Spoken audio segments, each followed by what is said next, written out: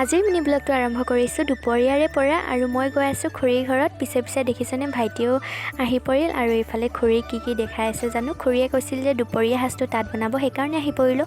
আৰু এইফালে গৰম পানী পাতি খুৰী কুকুৰা চাফা কৰি আছে, যিহেতু আজি কুকুৰা মাংস বনোৱা হ'ব। মছলাখিনি পিচিবৰ কাৰণে ৰেডি কৰি লৈছোঁ আৰু এয়া খুৰীয়ে চাফা কৰি কাটি লৈছে ভালকৈ মাংসখিনি।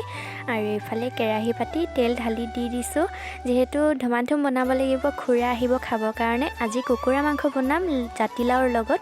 আৰু এয়া দেখিছেনে কিমান দূৰত বহি লৈছোঁ, যিহেতু গৰম পৰিছে আৰু তেল চিটিকনি পৰিব বুলি।